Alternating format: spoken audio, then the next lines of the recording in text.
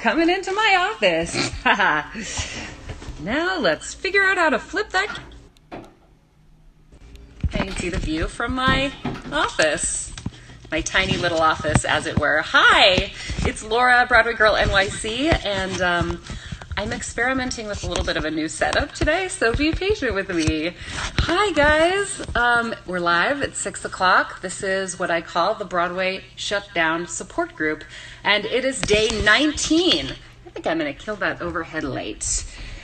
Come along with me. Maybe you'll just see a little bit of my home as we go. Back to the office.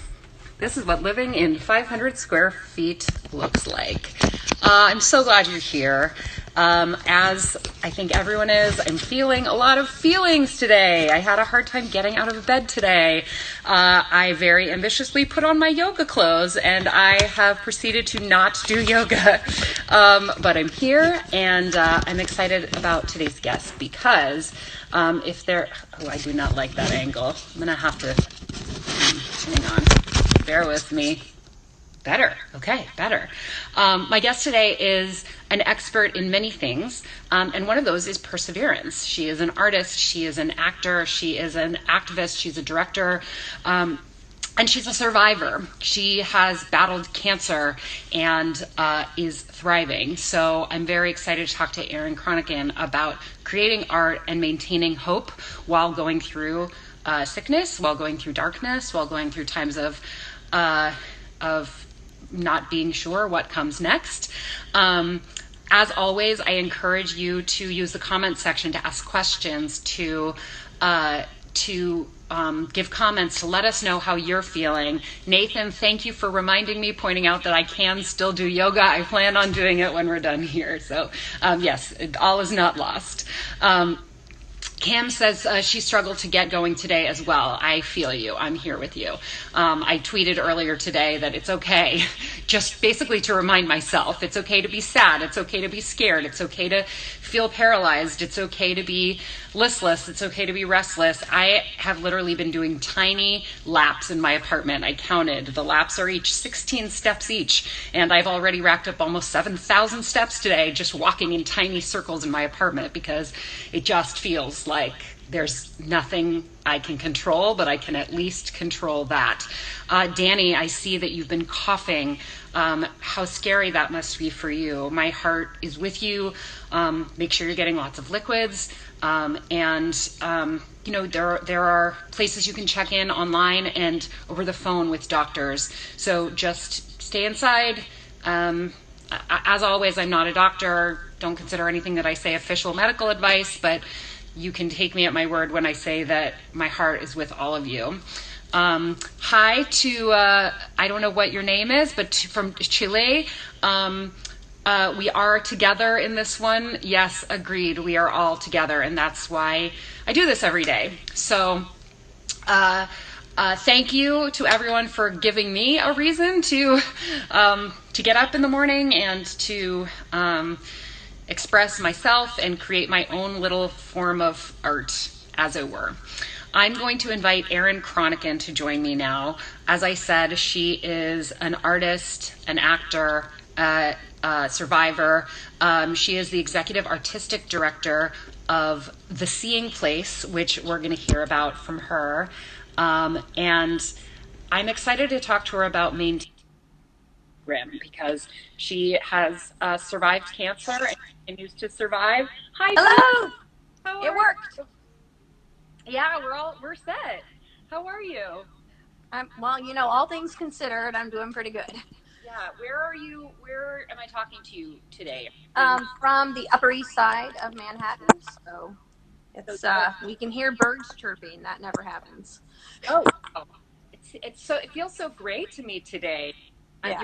You're birds. Yeah, it's weird. What do you usually hear? Traffic and people shouting. A lot of honking. Construction. Yeah. Yeah, me too. There's a school right by my apartment, and I usually hear children like screaming in the yard, playing, and there's always construction going on, and everything is very quiet. Yeah, it's weird. I just posted something on Twitter that I shared that I found and it was a video that just shows Broadway completely shut down and the subway shut down and just the emptiness. It's uh, it's like every bad movie that you hope not to see about New York. But Yeah, I walked up to Times Square yesterday. I was there Monday morning at 8 o'clock, and there it was it was a ghost town. I posted a bunch of pictures of it. I wish I'd done a video. If I make it back up there, I will. I'll make one. But yeah, it on one hand, it feels scary and eerie, and on the other hand, I'm like, people are listening. People are staying inside, and for that, we have to be grateful because maybe we will actually succeed at leveling out the curve. yeah, that's the hope. And I hope everybody who's watching and listening is doing well. I'm very worried about people.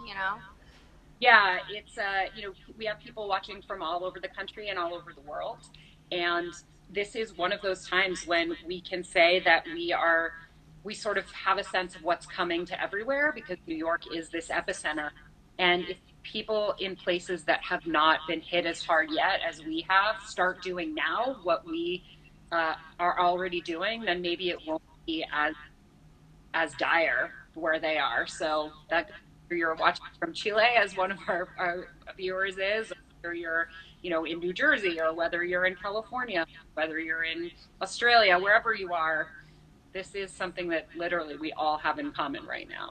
Yeah. Yeah. First things first, I want to hear about theater company. The scene. Cool. I want to know the difference executive artistic director and a regular artistic director. It sounds very fancy. Well, we're very, very fancy over here. We I actually have two artistic directors for our theater company. So mine is on the executive side. I manage kind of the day-to-day operations.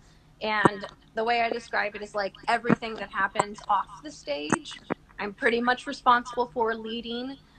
So that would be fundraising and outreach and marketing and social media, managing the people that are part of our organization. And then our producing artistic director manages the art that happens on the stage. So he's kind of more responsible for choosing our seasons, although we do it jointly. And he's responsible for hiring our artists and all that fun stuff. So, and we've been producing theater in New York for 10 years now, which is crazy. Yeah. A lot of theater companies don't come close to lasting that long. Yeah, it's Oh, just by the skin of our teeth, just by moxie, and we just keep doing it, and it just keeps somehow working out at the end of every year. We've somehow made enough money to keep going, and that makes it's very challenging right now, obviously, for a lot of theater companies. We're all actors.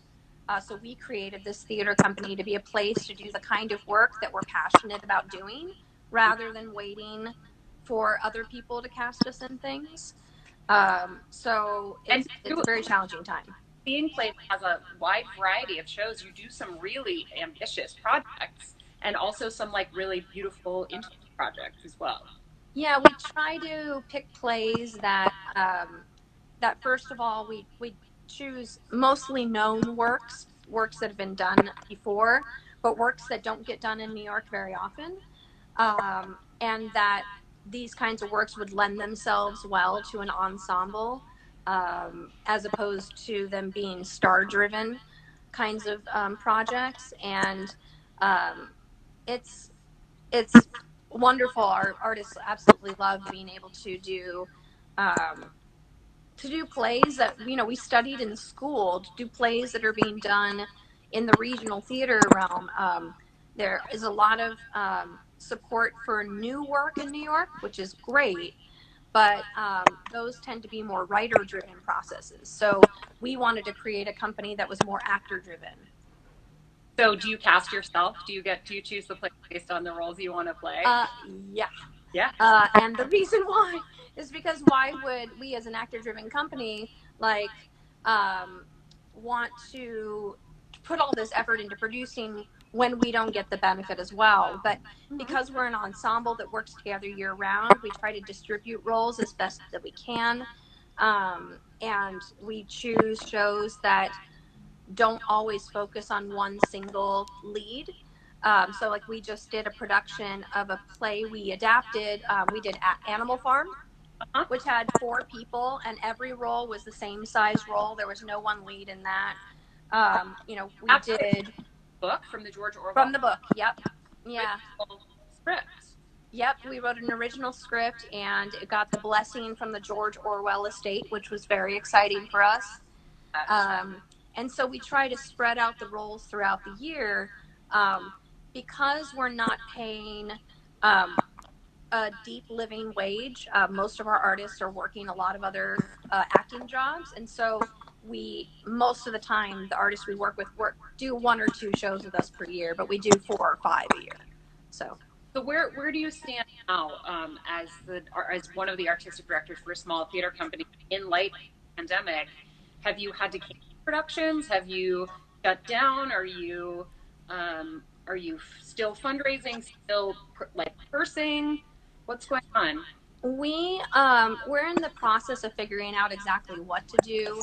Um, most theater companies are trying to find ways to put stuff online. And we're interested in that, but it's not enough as a theater company to put something online that should have been live. There are certain things that just are supposed to be live. So we're trying to figure out how to innovate and use this new medium, which is, the live streaming or Zoom or whatever, to tell stories in a way that honors our mission, as opposed to just putting content online. Because there's plenty of content. I mean, there's amazing stuff that you could be watching out there. We did start rehearsing our next show, but it's supposed to go up in May, and there's no way that's going to happen. So we did just get word from our theater that they're willing to move our deposit from that time to another time through the year. So we're just in talks right now with our cast about what we want to do. Most likely, we're looking at postponing to the end of the year and just kind of moving stuff around in our season. Um, and we're lucky in that we don't have a lot of overhead. So So you we're able to keep going. your space that you have to pay rent on, or Right. that's good. That's at least gives you some flexibility. What's the show that you started rehearsal for and have had to move? The show is called Exit the King by Eugene Ionesco. Hmm? It is so brilliantly relevant right now because it's about this king who refuses to die, and it's kind of a weird sci-fi-ish, sort of like he's lived for 400 years and refuses to die, and his kingdom is crumbling around him. There's a virus, there's Oh my! sinkholes, and if you would just admit, okay, I'm going to die, then everything would be saved, but he doesn't do that. So it's a interesting look at politics and narcissism, and it's relevant. So Relevant. How can people help? Give the website, the social media, so people can. yeah, you can find us anywhere on social media under The Scene Place, which is our theater company. I think also, I mean, certainly we would take donations, individual donations, but there are also a lot of funds out there, like the Actors Fund, the Indie Theater Fund, that are all fundraising for us as a collective. And they're, The Indie Theater Fund. I've heard a lot about the Actors Fund, and I've contributed to the Actors Fund. But the Indie Theater Fund sounds like it might have some overlap, but also serve a different kind of community, a different subset of the theatrical community. they do. They're focusing really on the smaller theaters in New York that often get ignored when it comes to money. So the National Endowment for the Arts was just given $75 million to uh, serve the arts in all of the country. And there's no way a company like ours will get any of that money. Yeah. So the Indie Theater Fund is about, and they're a year-round organization that's now putting their efforts into helping those of us who have lost income or lost projects. And yeah. That's great. And that is like a beautiful, I don't know if it's a silver lining exactly, but it's a little ray of sunshine, a little ray of hope. And as Mr. Rogers said, and been frequently quoted, look for the helpers. And the helpers are certainly those fundraising for the groups like yours. I love that you're drinking a sippy cup right now. I had to do it. Didn't think that I was gonna let that slip by. Very nicely done. My collection is on display behind me. There, Perfect. hundreds of shows. So girl after my own heart. Um, so I, one of the reasons that I wanted to talk to you is that I think that talking about small theater companies and how, you know, we call it the Broadway shutdown, and there's all this focus on the big commercial theater, and I I have Broadway my username, and like that's sort of where that to me is I use it as shorthand for a certain style of theater. Like I really mean arts and theater, and Broadway Girl just a little more like rolls off the tongue a little bit better than supporter of all artists everywhere, forever, all levels, no matter how much capital you have, girl. But I'm really excited that you to share some insight, not only into what it is like to be, um, an that scale, but also how organizations and things can help you. Yeah, thank you. I appreciate it. Yeah, that hyphenation doesn't quite work. Yeah, but one of the other things that I want to particular is because you're a survivor, and you and I have been connected on social media for a long time. We've never actually met in person. Nope. A lot of mutual friends, and I'm glad we're finally connecting this way. And I know that you, from having followed your life through accounts, that you have battled cancer like consistently.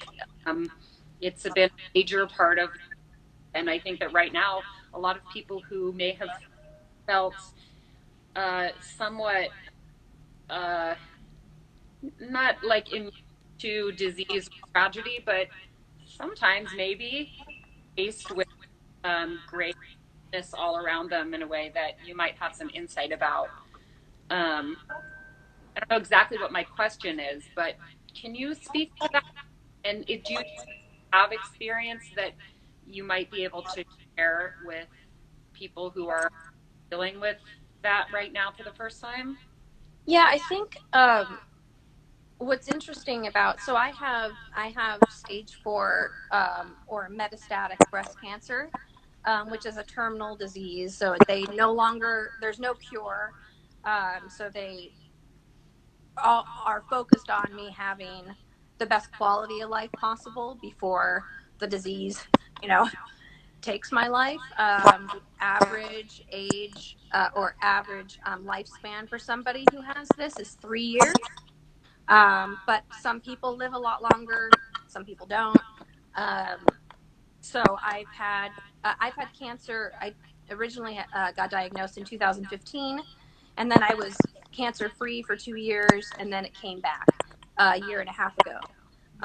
But one of the things that I'm noticing is that there are many, many, many silent diseases and disorders that people are dealing with that have, I've had a lot of solidarity with them. Um, Things like autoimmune disorders and mental illness and things that people don't know about but impact your daily life as you try to create art. And there's this concern and fear about sharing what's going on with you because you don't want to seem like someone who can't do the work. Mm-hmm. And I know, I speaking just for myself, I want to be able to do as much as possible before I can't. And there's always this fear that you'll be limited, that no one will take you on, that they're too afraid, that you're going to leave their project, or that you're going to have too many doctor's appointments. It's So I'm noticing that there are far more people out there that are dealing with something similar than we know. I know someone right now who has stage 4 cancer, who has told no one. Wow. No one in the professional world has any idea because their treatments don't impact their work. They're able to work around them. But they reached out to me to just say, in solidarity, I'm with you. This is what I'm dealing with. And I've had a lot of that. So I'd be curious to know how many people feel like they have something they're dealing with that they're afraid to talk about, or concerned that people won't understand. Yeah, that's that is that has me thinking about a lot of people that I know. I mean, I have heard just anecdotally so many stories that have happened, that have to do with people keeping not just quote unquote ailments, but struggles a secret. I've heard from 3 or 4 different prominent Broadway actors who have had vocal surgeries, but didn't want to tell anybody that they were having them because they didn't want to think that their vocal cords would be different. And Yeah. so they plant the idea that something was wrong or would become wrong, who are now finally talking about it because they reestablished themselves post recovery. And I moderated a panel on about mental illness and Broadway or mental illness and theater. It was a selection of Broadway actors who have all been very open about their own battles with mental illness. And one of them was even on leave from a Broadway show because of on medical leave for mental health reasons. And I really think that the more people do speak out, hopefully, the environment it will become to do so. Um, but I also understand that it's an intense private thing too, and then very very. So I just to let everybody in on this, I asked you in advance, hey, to talk about your cancer and the fact that you have publicly discussed it on social media made me a little bit better. But I think that it's so that that people understand there isn't a wrong way to handle it. Um, Right. what did you find helped the most when you were diagnosed and when you were re-diagnosed in terms of what you needed from people around you who loved you? That's such a good question. I think for me, being a sensitive and empathic person, one of the harder things is knowing you can talk about what you're dealing with without freaking people out. And also feeling like I want to share what's going on with me without overwhelming people or making it seem like it's all about me. I can feel sometimes a little guilty about sharing. So the people in my life who have said, no, we want to know, and thank you for the updates, have been really helpful. Um, People are also just I mean, we noticed this through the pandemic. People are helpers, they want to be helpers. And I've been really amazed by the support of people that I know, people that I don't know very well at all, um, who are all just so gracious in the face of everything. So I think, and like I sort of mentioned earlier, the people who are taking a chance on me, who have said, yes, we'd still love to work with you. We'd still love to have you in our project. That has been really important to me. Yeah, I bet. Yeah, it comes back around to. I'm glad you mentioned the pandemic because obviously that's the reason that I'm hosting this series. Is that all kind of everyone I've encountered, and I mean sort of virtually encountered, because who's seeing anybody? Right.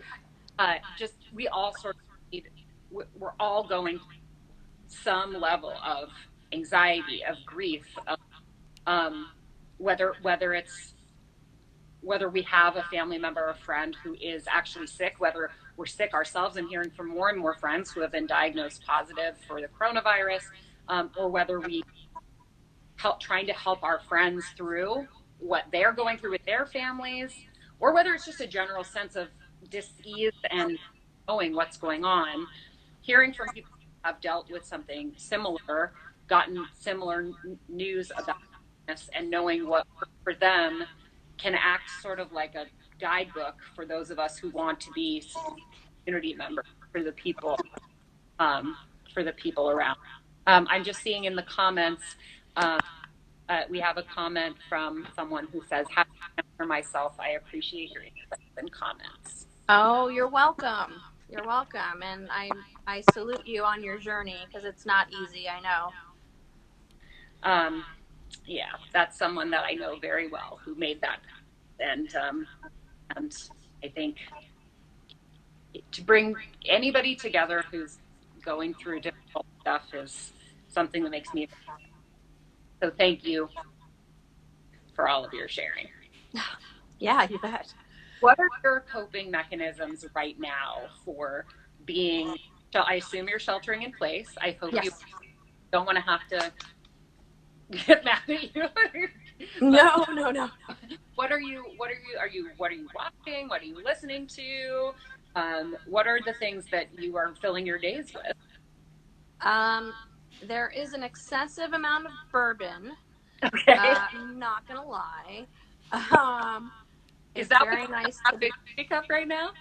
well, no, it's wine right now because I mean it's not late night, so um, yeah, I have a little bit of wine. I I succumbed and I'm watching the Tiger King right now, which I don't know. It's just all kinds of wrong.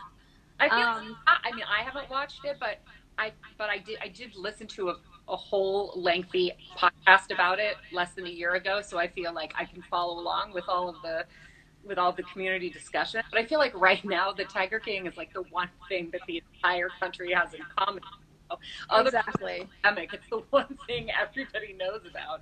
So I don't think you need to be hard on yourself about succumbing. It's basically a requirement if you want to be able to have conversation with anybody. I felt like I needed to be an informed citizen, and and then beyond that, one of the things I wanted to mention, I don't know if this has been talked about elsewhere, but there's a real sense in the arts community that you're supposed to be doing something, and like Shakespeare wrote King Lear during the bubonic plague, and I have fallen victim to that mentality as well, and really beat myself up over not taking more action, but another thing, and I wonder if there are any listeners right now um, who are also dealing with this, but my mother passed away in February, and so I'm dually like grieving my own,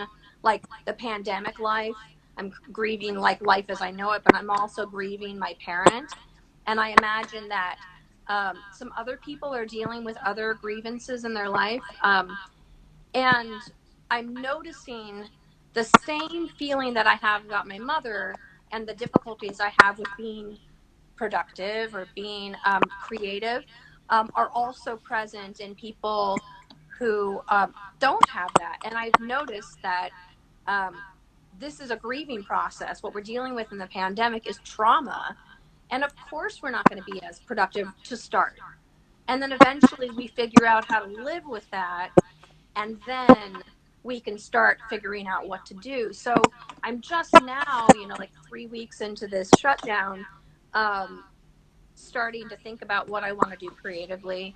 Um, I'm now starting to clean my apartment, you know, but it didn't come easy. And I hope that anybody who's listening who thinks the same thing I did, which is like I'm supposed to be doing this stuff, can kind of go easy on themselves, because if the pandemic were not an issue right now, and I were just talking about my mother, no one would be like, "Why aren't you creating right now?"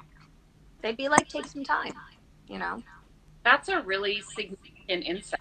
Uh, I have held myself to the standard of must create, and I spend a lot of time sort of self-flagellating, like how often have I said, just give me a month where I have no assignments and let me just write my book or clean my apartment or, finally put all of those playbills that I've inherited from various places up on eBay or whatever the thing is, like just give me a break, give me a window. And instead I'm paralyzed in this window, and and I'm not dealing with grieving a lost family member. I can't even imagine. And like, my heart breaks for you. Um, I wish that I could reach through the phone and hug you. Oh, thank you. Um, but like, my heart is, I feel like it's like cartoons where it's like, whoop, Yeah. can't That's fun. touch your heart.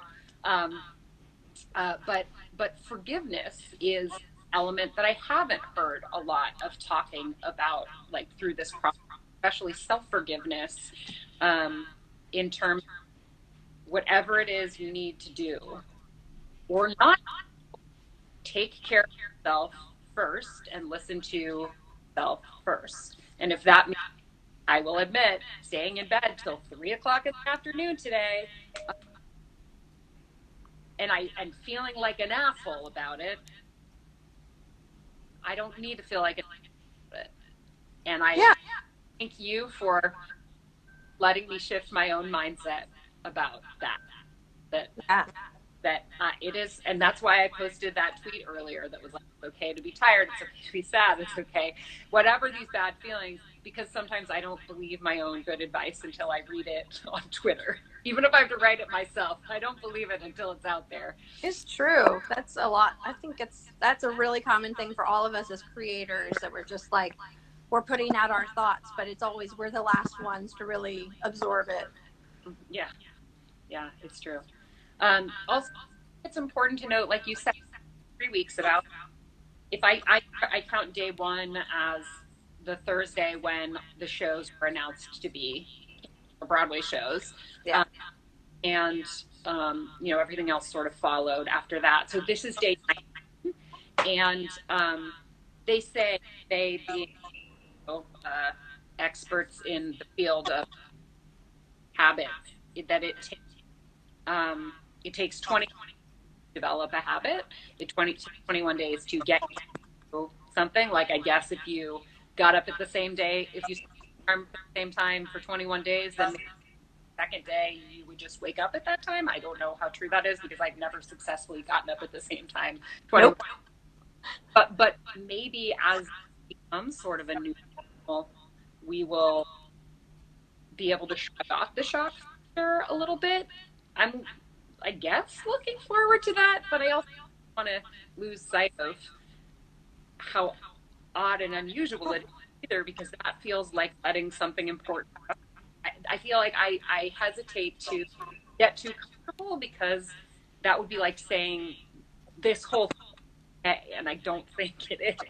Yeah. But it's like, isn't it like human nature to just try to normalize stuff, and just like, when I got diagnosed, I I was, a lot of people who have a serious illness will get interviewed, and they will say, because it's more inspiring to share this, oh my gosh, I have the largest lease on life now, and I live every day to its fullest. I am all love. I'm doing everything I want to do, and it's not going to get me down. And the rest of us who are like, this isn't normal for me, and I don't know how to make this the best day of my life.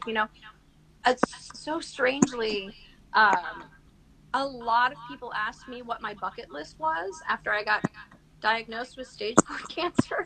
And I'm like, how do I create that in the face of I'm not going to be here? And then for those of us who also aren't well enough to do the things we want to do, or we don't have enough money, like, it's great to have a bucket list thing of like, I want to go to Thailand and travel. Nothing in New Zealand. Like, good for you. Yeah, no, not gonna happen. Not for me.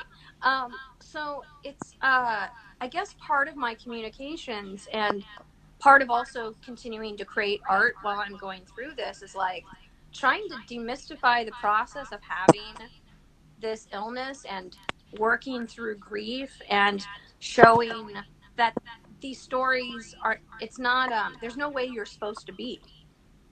There's no way you're supposed to be handling this pandemic. Everybody is different. And the more courageous we are to show the messy parts and the uncertain parts, I think the more of us will start to feel supported. I love that so much. And it's okay to be messy is something I wish I'd included in my list earlier today on Twitter because that can mean so many things, right? Like it's okay to leave the dish. I look over at my sink because I say, okay, leave the dishes in the sink for an extra day. It's okay to like leave your laundry unfolded because really, who's gonna know if it's wrinkled? It's Nope, not me. but it's also okay to just feel like and Right. and if a voice of authority is a tweet that you have to write yourself, You know, again, to believe it, like okay to be messy. and it's also okay to be really put together because for some of us, being organized and being on top of things is the way we manage stress. And so, like, do you. There's no right way or wrong way to do this except to be judging yourself for what you are or aren't doing. Yeah. Um, do you, so if you're do you for the rest of the evening, what does that look like? Well, what I have to do this evening is meet with my theater company to talk about our show and what we're gonna do with it. Yeah. Um, Otherwise, me doing me, what I would like to do is a little bit of writing. I like to write on my blog, and I haven't done it in a while. Which is very cleverly named, I might add, the Erin Thank you. Chronicles. Thank you very much. I love You know, I'm nothing if not a. I think of myself as being a wordsmith. It's not true, but I like to fancy myself that way. you have a wit, and there's nothing I enjoy more than wordplay and puns. So your name is Erin Cronican, and you're not writing a blog called the Erin Chronicles, spelled like Cronican but with an L, then you're not doing it right. So good. Yeah, thank you. I appreciate that. So I would probably be doing that.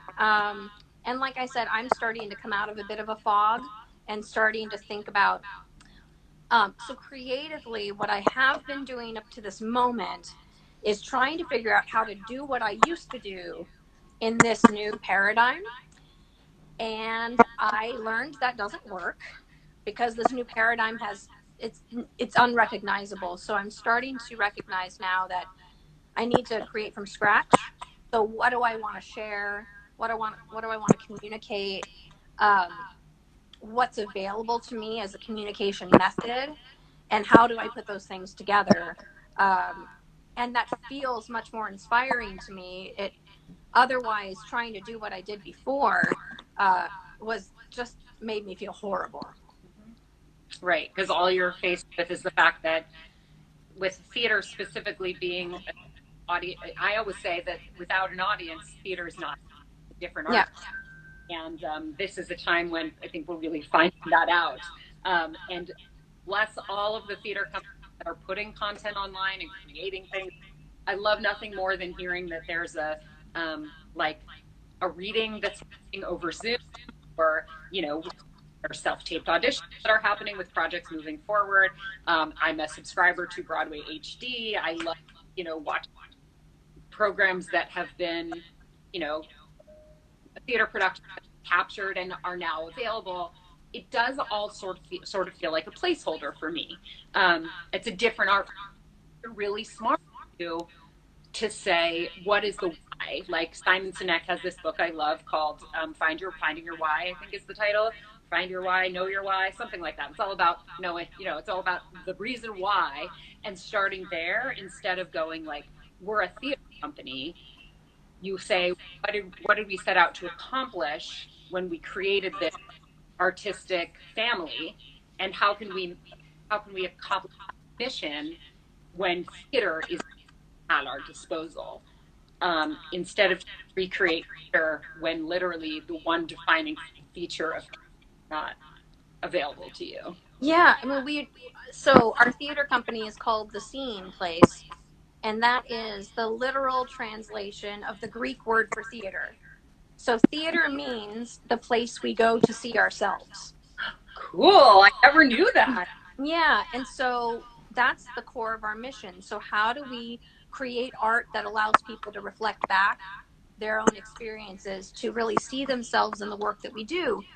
And part of what makes live theater so exciting is that it's an exchange between the audience and the artists.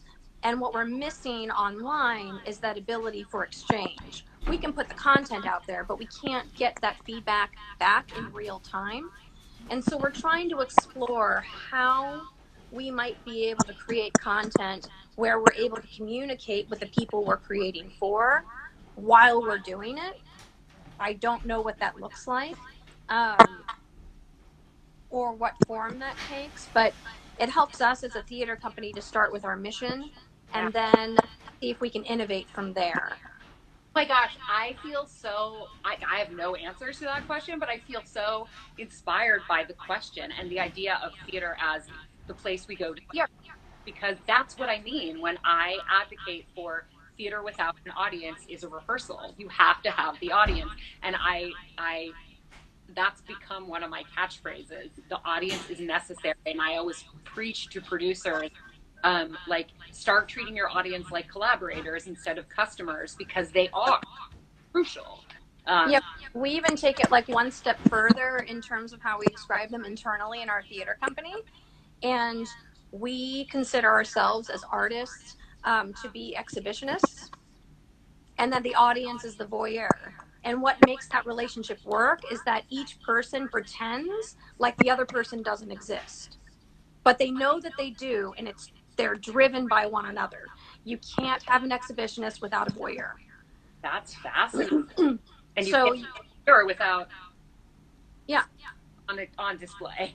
yeah. So you can have someone be voyeuristic and like peek into, like in New York City, I can watch my neighbors, but it's not an exchange until the exhibitionist knows that I'm there, and then they share in that expression. Yeah. So how do we do that using Zoom or GoToMeeting or Facebook? I don't know. Yeah. Oh, It's I'm so excited to hear, like, to follow up with you, even if it takes you a year to answer the question. Like, the fact that you're starting there and you're not rushing to put out content until you know how you can innovate using your mission or according to your mission, I think that's amazing. Like, I have heard about casts getting together and doing, uh, a performance or a reading or whatever that lots of people can watch, and it's, those little tiled, I think now we've all seen screenshots of like little tiles of all the performers and all their spots, but I have never heard of the people performing having a mosaic of tiles of every audience member. right, you know right. And that takes a lot of technology and it takes a lot of thought. And, maybe that's not where our energy should be, but at least I feel inspired to create from this new reality instead of trying to fit what we did before into the new reality. yeah.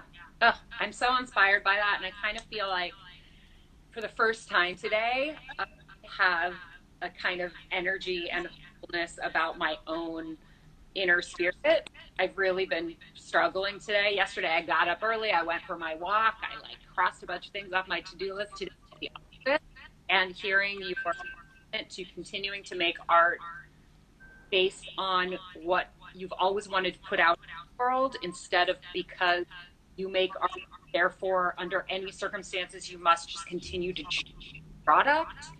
That makes me feel like a sense of purpose for myself today. Oh my gosh. Oh, see, now my heart's coming back to you. That makes me feel so good. And in a way, I feel like that's the perfect place to wrap up, Yeah. because like, we always want to end on a high note, like in a love fest. I do want to ask, just put it out to everyone who's watching, that if anyone has a question or a comment or wants to express how they're doing and feeling today, we're here for that. This is an all are welcome. We're all in this together thing. And I'm doing it every weekday, and occasional Saturday thrown in. So if we don't get to today, come back tomorrow, and just, find your strength wherever you can, where you need to, and when you're not feeling it, let yourself rest. Let yourself just be. That's enough. You're enough. Kim says, thank you both for the vulnerability. And You are welcome. I would say, yes, you're welcome. And I feel the same thing every time I see that even a single person is tuning in to watch. I feel like it's worth doing. There is community here, and for me, community is my so. And Erin, like, finally, after all these years, Yay! it took a pandemic to get us face to face, I guess virtually face to face, then, well, maybe we learned something that we shouldn't let it take a worldwide crisis next time we've been putting off like meeting somebody who always known we were supposed to meet. But I'm really happy that we got to spend this time together. Me too. Thank you for having me, and thank you everybody for watching. Of course, and I cannot wait to see what the Seeing Place innovates, and consider me one of your voyeurs. Yay! Hooray! That's a little dirty, but you know. I mean, right. I'm just using the model that you created. I know. Put yourself on exhibition for me, and I will happily. What's the verb for voyeur? I will. No, maybe that's it. Voyeur. I will voyeur. Yeah. Nice for me, and I will voyeurize for you. Yeah. Perfect. Have a great day. Thanks everybody for watching, and this will be up on YouTube soon, probably tonight, and I'll send you the link so you can share it. Hooray! Bye everyone. Thank you. Bye.